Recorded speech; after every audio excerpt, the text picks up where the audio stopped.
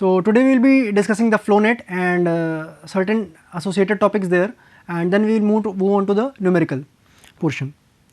Now see, we have already studied for the confined flow, and unconfined flow we have discussed the drainage when the drainage filter was provided. In case if the drainage filter is not provided, now that point will be discussed. The base parabola extends up to the downstream face of the dam. When you talk about the base parabola extends up to the downstream face, so this parabola here, it extends up to the downstream face here. So the water will seep out through the embankment here. So this is the embankment, this entire embankment here, and this is the water that is stored here. So this is the similar setup like the previous one. So what happens, when the drainage filter was there, the focus was somewhat inside the dam. So this point, this entire surface was stable because the water was not seeping through this area. Now what happens, the water is seeping, so we have to apply some stone pitching, or we have to apply some hard material so that water can be stopped here. Now so this extends up to this top force, and this is the somewhat flow line. So the flow is taking place through the other side of the dam. Now see that the pharetic line extends up to point F.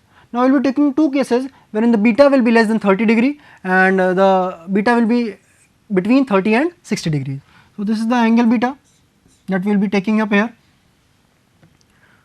Now we will be taking some point P, and the two cases we get the values of S, that is the value between F and the directrix, and the discharge that we will be taking. So for the very first case, Q comes out to be Ka sin beta into tan beta. Remember these formulas, these are very important ones. Then the value here A, you know the K, you know the beta and then beta. The value A can be derived there by differentiation there, and it is d by cos beta minus root of the entire thing here, that is d square by cos square beta minus h square by sin square beta. Now if we take the second case here, when the beta angle is between 30 degree and 60 degree, so Q will be equal to the Ka into sin square beta. So K you know there, beta you know there, you can find it out, and then A value can be given as this thing here. A is equal to root d square plus h square minus root of d square minus h square cot square beta. So these are the two formulas that you have to remember, and the derivation is as simple as the previous one. Now we will move on to the next thing here, the seepage in anisotropic condition. So there are two conditions, let us say isotropic and there is non-isotropic medium. What happens when you talk about the isotropic medium? So in each and every direction the value of permeability is the same. If you talk about the y direction, permeability is the same. If you talk about the x direction, permeability is the same. But if you talk about the non-isotropic medium, what happens there in the non-isotropic medium, that the permeability in this y direction is Ky and in this x direction it is Kx. So the values of the permeability that we are considering in the two directions, that is difference. So this is the non-isotropic medium. So what we do, we convert this into the terms of this Ky or Ky in terms of Kx, or we can entirely transform the field. Now we will be seeing the transformation of the field, how we do this thing, so that we can get the equivalent permeability value. So see here, for an actual field we will be seeing the very first field that is consisting of x and y. So if it is, say this is L and this is the permeability, that is Kx value in this x direction Kx, and so the value of this thing here in this direction, that is the width here, is L times root of Kx by Ky, Kx by Ky. Now for the transformed field, what we do, field transformation, y is remaining the same, but this x axis, it is transformed to say some other value, that is xt. So in this transformed field, what happens, we are taking this L root of Kx by Ky to be L only. When we take these two values equal in the transformed field, what happens, the permeability will be somewhat changed value, this permeability will be somewhat changed. Now if we get this permeability, so what happens, this is L, this will be acting as an isotropic medium. So we can see for this thing, for actual field it is Kx into I into A, I is equal to delta H by the L. So L is here what, L is the Kx by L, this is L root of Kx by Ky. So I comes out to be something like this. Now here see, delta Q for the transformed field is K dash into I into A. So what is I here? I is the head loss across this flow when the flow is taking place here, that is delta H, and the flow length is L here. So for this thing the value of Q is this. Now the discharge through both these will be same.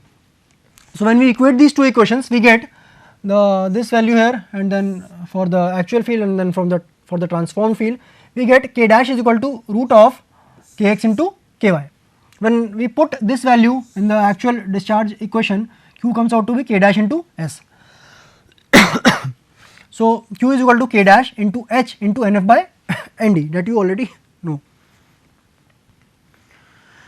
Now we talk about the flow through the non-homogeneous sections. What happens when the section is non-homogeneous, that is the permeability values non-homogeneous, that is the permeability value will be changing. Let us say if this is the interface of K1 and K2 soils, what happens, this is the one soil, this is the another soil. So in this soil this is entirely different property, that is let us say K1 is the permeability, in the other soil K2 is the permeability here. So let us take into consideration so we are seeing what, if the permeability of the soil changes along the flow paths, the flow lines are deflected. So if this is the flow line here, so at the interface what happens, it will get deflected. If the interface would not have been there, the path would have been the straight path simply, but due to the interface, now this point here, this line here got deflected to certain other direction. So see next thing here, lines AC and BD are equipotential lines here, you know this thing, that these are the perpendicular lines. Perpendicular lines are what? Perpendicular to the flow lines are what? Equipotential lines. So line AC, and then for the second interface BD is the equipotential lines here. So the loss in head over the length AB, this here, and then CD will be the same, let us say delta H here. So based on the principle of continuity, the same rate of flow exists in the flow channel, that is if delta Q is going through this here, so in the second portion also delta Q will be passing out through the next flow channel, though the flow channel would be deflected, but the flow will be remaining the same. So we talk about this thing, Q is equal to K1 into delta H by AB into AC. So this we already know, Q is equal to K into I into A. So delta H by AB. So see here, that is the I value delta H upon AB, that is the flow is taking across this along this length, that is the AB length. So that H by AB, that is into AC into 1, that is the field that is inside the plane into 1. And then we talk about this K2, the second soil here, after it crosses the interface, what is there, the flow length is this CD. So the head loss occurring across this flow length is delta H. So I will be equal to delta H by CD, now into the length, that is the BD length, this perpendicular area here. Now so K1 by K2 comes out to be tan alpha by tan alpha 2. Understand important thing here, that this point is there, that tan alpha 1 is equal to AB upon AC. Then we take the two triangles here, this triangle here and this another triangle here. So AB by AC is equal to tan alpha 1 and CD by BD is equal to tan alpha 2, that is simply mathematical, and you can see in the diagram here. But important thing is here that as you have studied in physics, that when there is some interface change, when the light passes from air to glass or from glass to water, there is some deflection. In the similar way here also happens. So if K1 is greater than K2, that means if we take this soil as interface and K1 is here and K2 is here, if K1 is greater than K2, that means this is more permeable means it will be containing more water. This K2 will be having slightly less permeability means slightly lesser water in comparison. So it will be slightly stiff.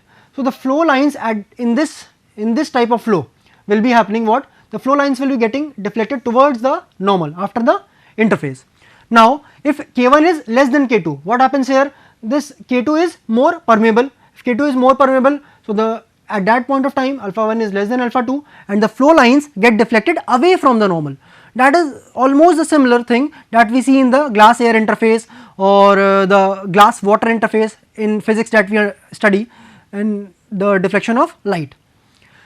But understand here one more thing, that if the permeability of one soil is more than 10 times that of other, so what happens if there is some relation between these two permeabilities, they are slightly matching each other, so then there will be some deflection. But if some permeability is very much higher, what happens, it will be totally allowing the water to flow. So that in that case we will not be considering these two corrections that we have studied, that K1 by K2 is equal to tan alpha by tan alpha 2.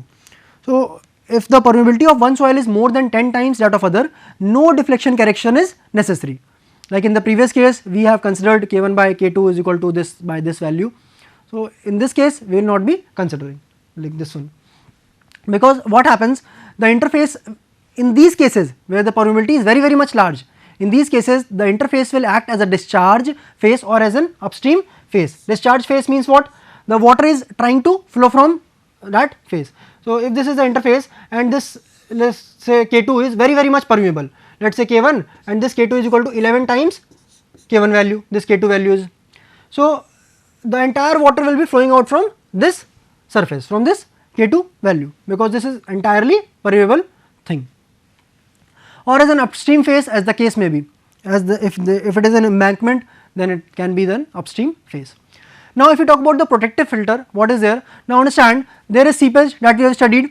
Now when there is seepage, there is some seepage force that is being exerted.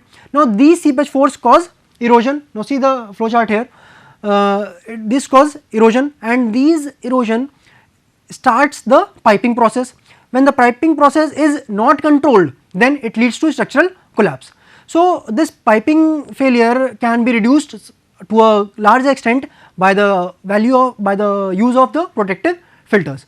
So when you talk about the removing these possibilities of erosion and piping, we will be using two things, that the first thing is control of seepage, that if we can do by providing a cutoff wall, that we will be seeing in a numerical as I have told you, and the seepage forces can be done, control of seepage and the seepage forces, can we control it, by what extent, by what amount, that we will be seeing into the subsequent topics.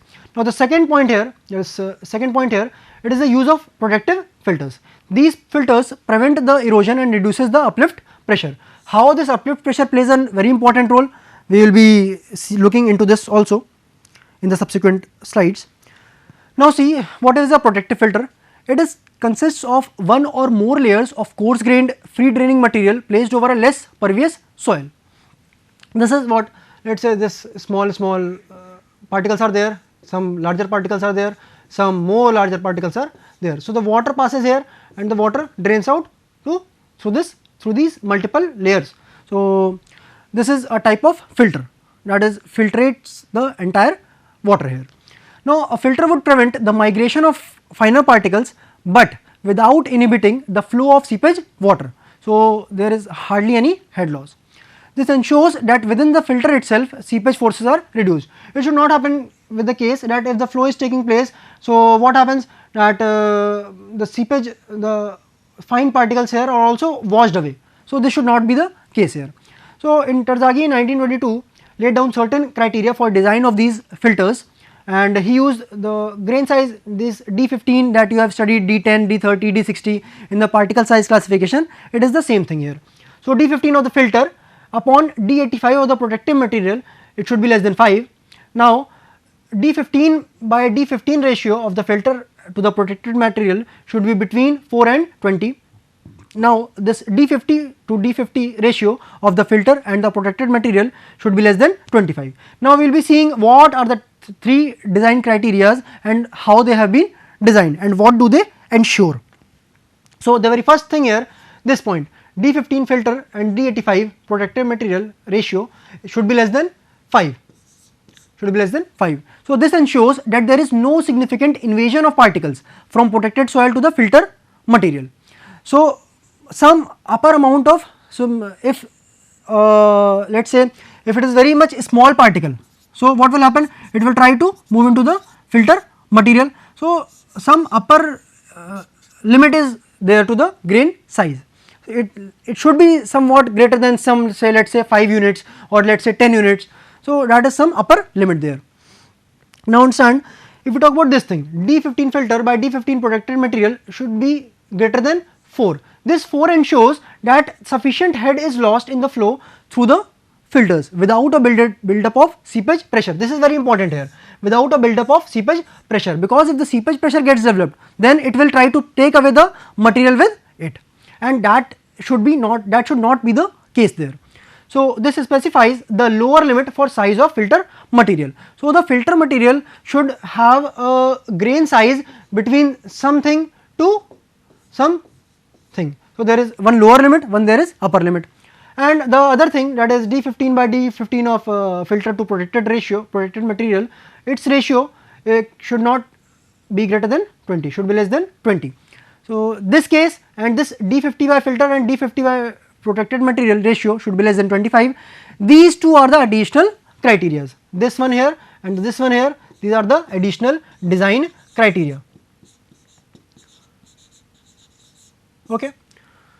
So these two are the additional design criteria, and the other two like govern the different grains sizes.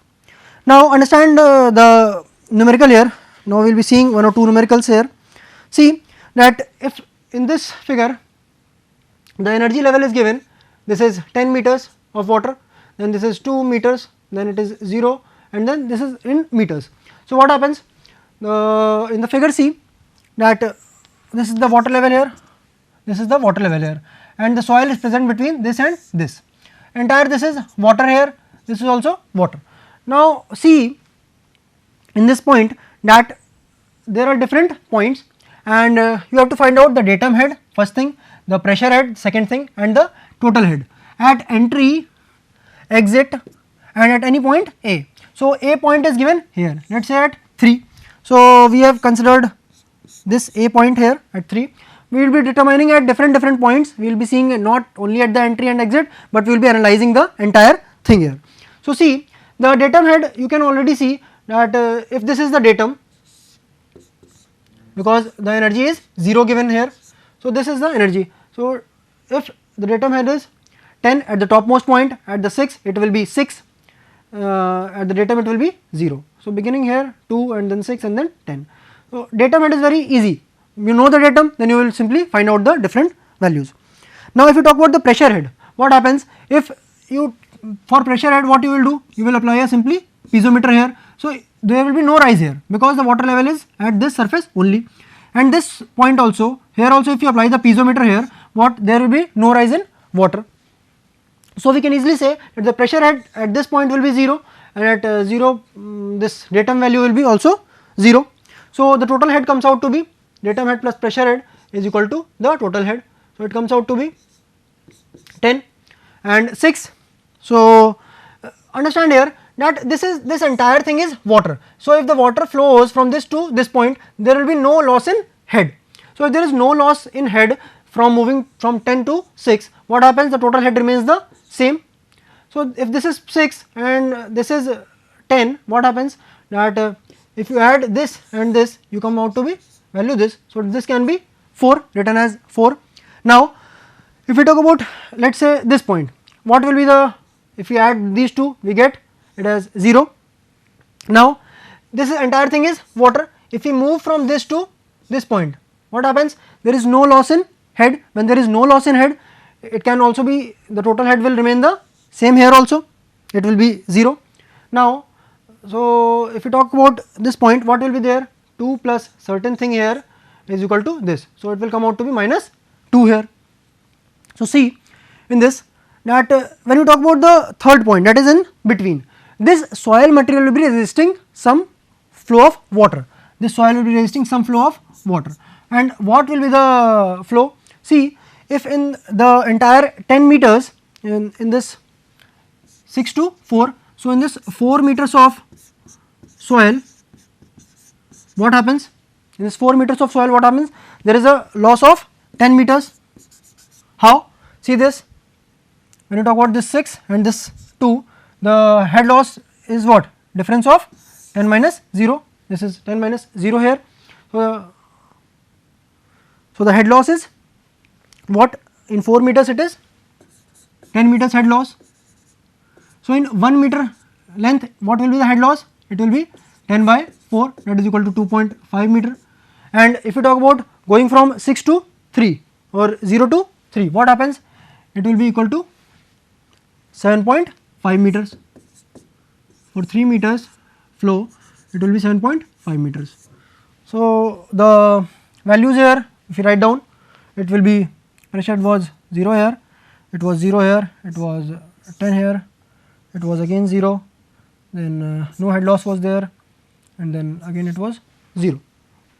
So, at this point you get out this point as 7.5, and then so there is this much head loss. So, this comes out to be 2.5 here, and then here it will be minus 0.5.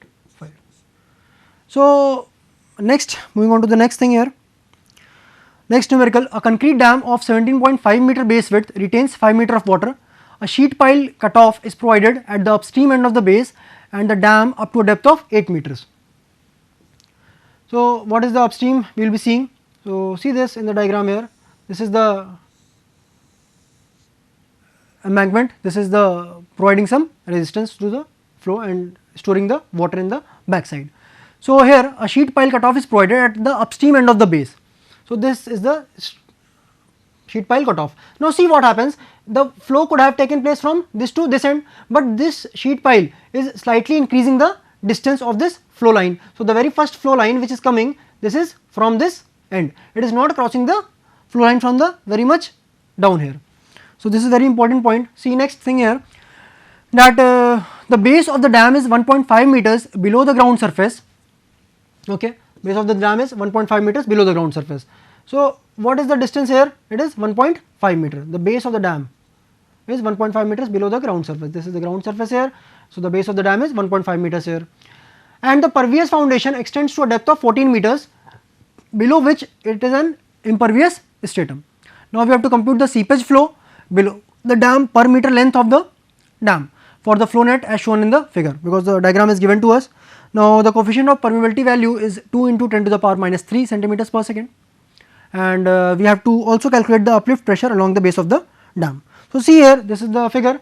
Now, the points that are given, this is the water storage or water retaining embankment here, and this is the depth, that is 1.5 meter. Water storage is 5 meters to this end, and then we talk about this thing here, the pervious base where the flow is taking place, that is 14 meters, and then there is, this is 8 meters, this is the different depth. This 8 meter is what? The sheet pile wall, this sheet pile wall here, that is there. So, this value is 17.5 meter, the width of the base that we can say. These are the flow net is constructed. So, see here, this is one flow channel here, this is another flow channel here, this is another flow channel here. So, if you talk about these things, so this is the very first flow channel, this is the second flow channel, this is the third flow channel, these are the flow channels. When you talk about the drops, see here, if this is the very first line here, what happens? The very first drop will be at this point, then the flow is taking place. So, the energy will be reducing from this to this end. So, energy will be reducing here, then second this drop you got, then this another drop, another drop, another drop, these are the different equipotential drops. So, the last drop is ND. So, number of drop comes out to be ND, that is equal to 9.4 from the figure. Number of flow channels you already know, this 1 flow channel, 2 flow channel and the 3 flow channel. So, you got NF as 3, you can simply write this, NF is equal to 3 and this ND is equal to 9.4. Now, when you know these values and you know the value of head loss, you can simply find out the different values. So, see here, this 5 meters and then the total head loss at this point is what? It is no water is there. So, 5 minus 0, the H will be somewhat 5. Now, see, NF is equal to 3 from the figure, ND is equal to 9.4 and then Q is equal to K into H, NF by ND. So, K you know, it is given into the question, 2 into 10 to the power minus 3.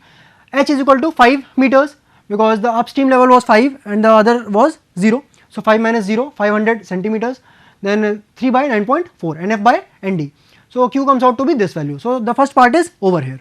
Now, when we take the flow net, understand very important point here, that let us take for different points A to A, E we will be considering along the base of the dam.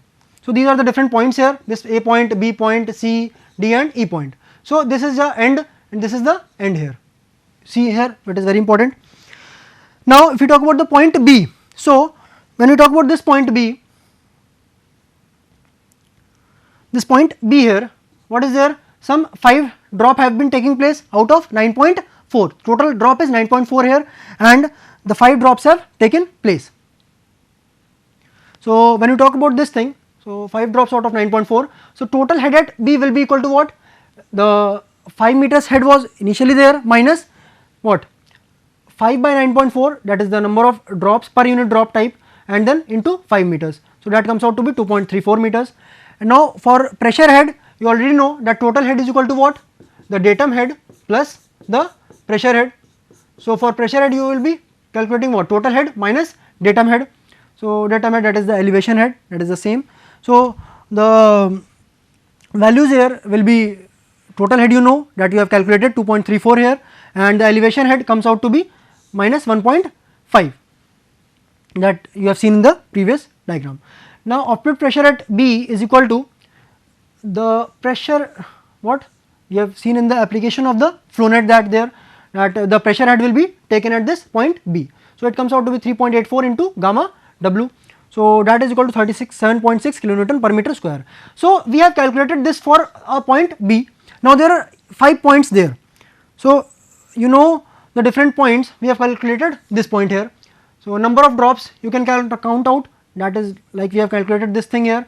Then total head, you know, that is was 2.34 that we calculated here, and then we moved on to this pressure head, that was 3.84, and then you got the 37.6 value. So, similarly you can go for different points here. You put on the previous process that we applied, this entire process here, you can use it, you can use this entire process for A and other points.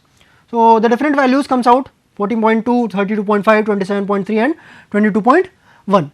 So, these are the values that are the values of uplift pressure that you are calculating here. Now, see last important thing here, that at the upstream end of the base it was value was 61.1, it reduced to 40.2. Now, there is gradual reduction in the values. So, when you talk about this thing, understand that the pressure head started like this, a sharp fall here. So, when we draw this diagram 61.1, this sharp reduction is there, because what happened, there was this one sheet pile wall. So, this reduced the uplift pressure drastically, and the 20 units reduction was seen here. So, this immediate reduction from 61.1 to 40.2 is due to the sheet pile cutoff, thereby reducing the uplift pressure. Thank you.